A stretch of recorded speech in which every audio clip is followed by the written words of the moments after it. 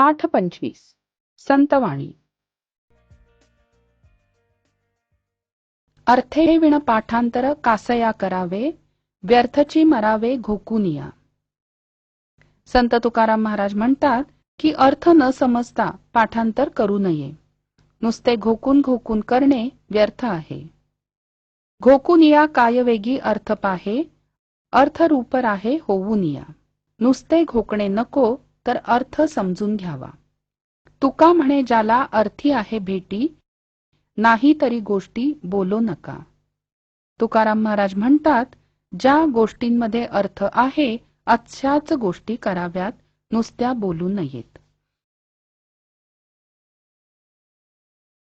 ऊस डोंगा परी रस नोहे डोंगा, काय भुललासी वरलिया रंगा। संत चोखामेळांच्या ह्या अभंगात संत चोखामेळा म्हणतात की ऊस वरून वाकडा तिकडा असेल तरी त्याचा रस हा गोडच असतो, म्हणून वरच्या दिखाव्याला भुलू नका। नदी डोंगी परी जळ नोहे डोंगा, काय भुललासी वरलिया रंगे। नदी वाकडी तिकडी वाहत असेल तरी पाणी मात्र निर्मळच असतं। चोखा डोंगा परी भाव नोहे डोंगा, काय भुललासी वरलिया रंगा। संत चोखामेळा दिसायला जरी सुंदर नसेल तरी त्याच्या मनातले भाव मात्र खूप छान आहेत, म्हणून बाहेर दिसणाऱ्या गोष्टींवर किंवा स्वरूपावर आपलं मत ठरवू नका।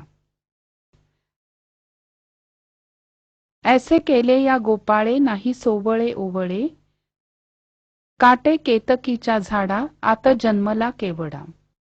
संत शेख महम्मदांच्या या संतवाणीमध्ये ते म्हणतात या परमेश्वरांनी सगळी माणसं एक समानच जन्माला घातली आहेत, त्यात सोवळं ओवळं नाही।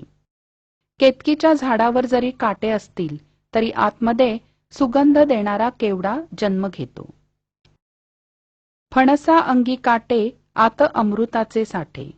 फणसवरून काटेरी असला तरी आतमध्ये त्याचे रसाळ गरे असतात। नारळ वरुता कठीण परी अंतरी जीवन। नारळ वरून कितीही कडक दिसला तरी त्याच्या आतमध्ये गोड पाण्याचा साठा असतो। शेख महम्मद अविंध त्याचे हृदयी गोविंद। शेख महम्मद जरी जातीने मुसलमान असेल तरी त्याच्या हृदयामध्ये आपला हिंदूंचा देव श्रीकृष्णच आहे।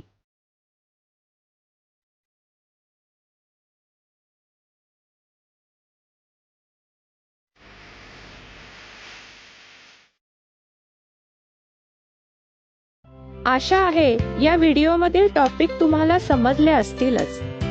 अजून पुढील व्हिडिओ पाहण्यासाठी आमच्या चॅनलला सबस्क्राईब करा आणि इतर पालकांना आणि विद्यार्थ्यांना शेअर करून पुढील व्हिडिओसाठी आम्हाला प्रोत्साहित करा।